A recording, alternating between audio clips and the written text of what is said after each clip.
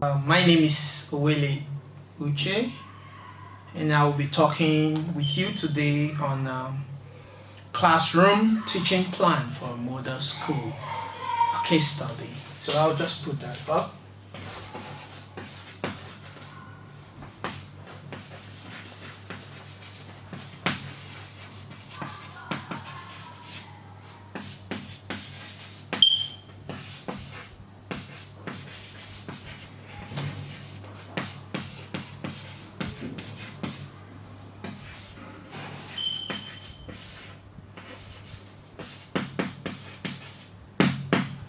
Okay, classroom teaching plan for model school education. What is this all about? I would like to begin by talking about a teaching plan. What is a teaching plan? A teaching plan is a roadmap designed, okay, or like a guide designed by a teacher who is professionally trained, of course, to be able to attain his or her objective of teaching. Okay, for you to be able to attain your goals or the objectives of your lesson, you have to make a plan. And this plan, in preparing it, the teacher is conscious of the fact that he is only a facilitator. The children or the pupils or the learners are at the center of this whole process. So the teacher consciously make a plan such that allows the children to learn creatively and in an innovative manner. So that guide that help you achieve your planned objective or your goal is what is known as a teaching plan. Now let us consider the concept of a model school education. Yes, the term model school has been multi-conceptualized by so many tutors. But for this presentation and for my school as a case study, we see model school as an education system that is all inclusive. Okay? It takes care of all the needs of the learner.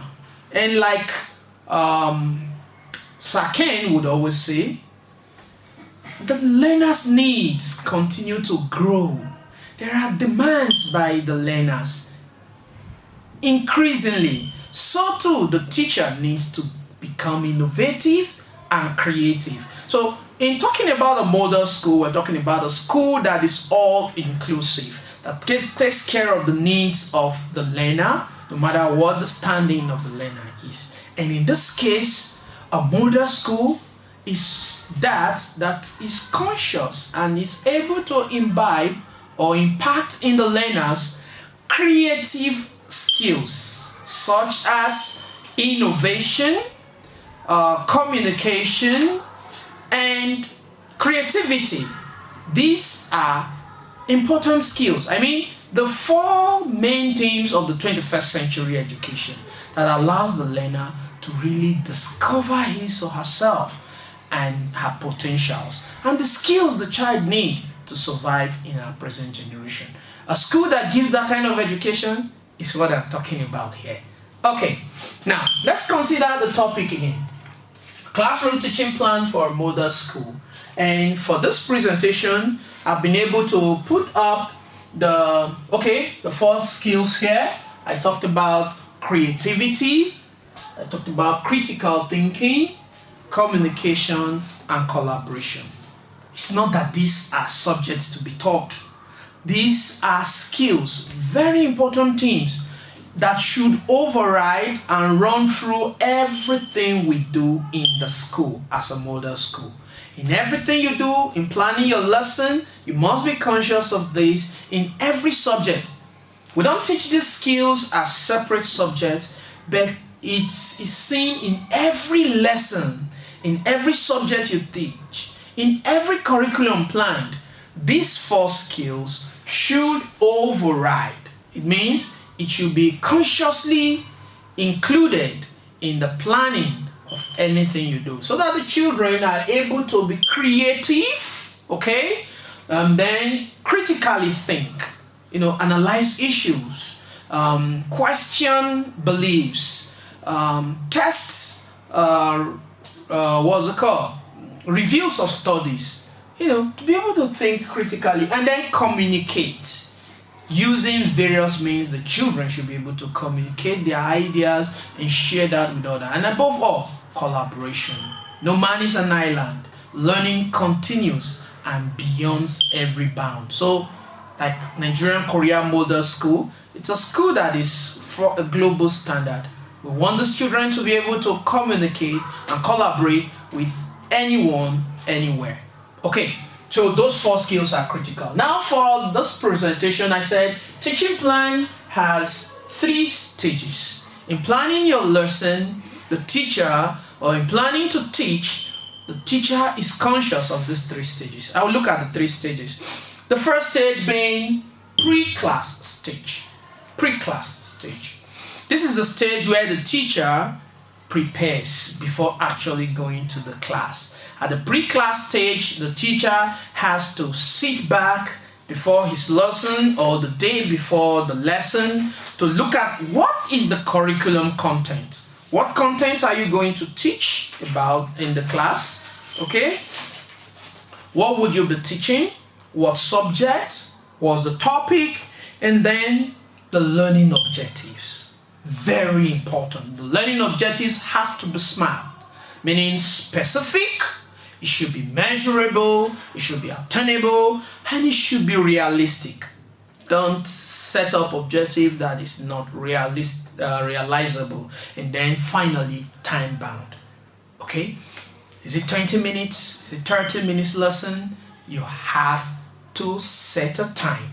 The time guides you. Your lesson, for example, in Nigeria Korea Model School is 35 minutes. So what would you be doing at what time? The teacher needs to plan.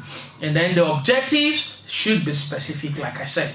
And then the teacher also, at this stage, the pre-class stage, consider the methodology or techniques which he's going to apply to be able to achieve his aim. And then, what is the learner's previous knowledge? Some persons call this as entry behavior, but we look at it as the previous knowledge of the child, because the child's mind is not blank. From the environment the child has come from, there are some things the child must have learned, or there are things within the child's environment or previous subjects that the child already knows. So the teacher thinks about that in relation to the content to be taught. Okay? That is at the pre-class stage. Then the second stage, which is the actual teaching or lesson presentation stage. This is where the teacher is before the learners. Okay, what are you going to be doing at the actual class interaction? There are some key stages. One, the entry activity. How would you begin the lesson? Very important. First impression matters a lot. You need to get these children or the learners engaged actively. If you are able to capture their interest, and then with your activities planned, you'll be able to get their intention and their interest, and they will follow the lesson. Very, very important. Okay?